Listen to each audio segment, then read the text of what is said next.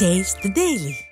சேலம் மாவட்டம் மேட்டூர் காவிரி ஆற்றில் நண்பர்களுடன் குளிக்கச் சென்ற இளைஞர் நீரில் மூழ்கி உயிரிழந்தார். பூசாலியூர் பகுதியைச் சேர்ந்தவர் கூலி தொழிலாளியான ராகுல் நண்பர்களுடன் மேட்டூர் அணையை சுற்றி பார்க்க சென்றுள்ளார். அணையை பார்த்துவிட்டு பூங்காவிற்கு சென்றவர் பின்பு நீர்த்தேக்க பகுதியான மூலக்காடு காவிரி ஆற்றில் நண்பர்களுடன் குளிக்கச் சென்றார். ஆழமான பகுதிக்கு சென்ற ராகுல் நீச்சல் தெரியாததால் நீரில் மூழ்கி உயிரிழந்தார். தகவல் அறிந்து வந்த தீயணைப்பு படை வீரர்கள் நீண்ட நேரம் போராடி ராகுலின் சடலத்தை கைப்பற்றினர். விடியா ஸ்டாலின் அரசின் மாவட்ட நிர்வாகம் உரிய முன்னெச்சரிக்கை நடவடிக்கைகளை மேற்கொள்ளாததே இளைஞரின் உயிரிழப்பிற்கு காரணம் என குற்றம் சாட்டப்படுகிறது. வடசென்னையில் எரிவுலை அமைக்க எதிர்ப்பு தெரிவித்து விடியா ஸ்டாலின் அரசுக்கு எதிராக பொதுமக்கள் மனித சங்கிலி போராட்டத்தில் ஈடுபட்டனர்.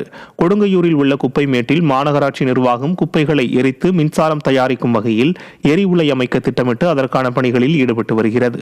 எரிவுலை அமைந்தால் புற்றுநோய், நுரையீரல், இதயம் மற்றும் தோல் சார்ந்த நோய்கள் ஏற்படுவதுடன் எதிர்காலத்தில் பொதுமக்கள் வாழ முடியாத இடமாக மாறிவிடும் என கூறி எரிவுலைக்கு வடசென்னை மக்கள் எதிர்ப்பு தெரிவித்து வருகின்றனர்.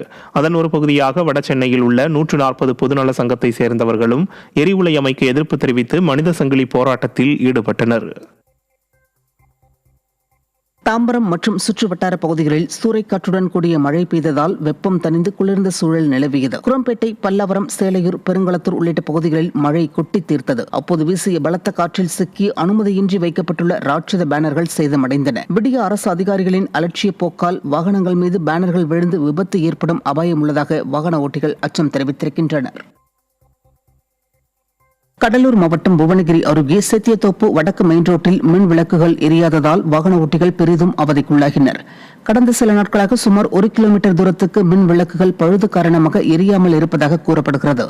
இதனால் அப்பகுதி முழுவதும் இருள் சூழ்ந்து காணப்படுவதால் குற்ற சம்பவங்கள் அதிக அளவில் நடப்பதாக பொதுமக்கள் குற்றம் சாட்டியுள்ளனர்.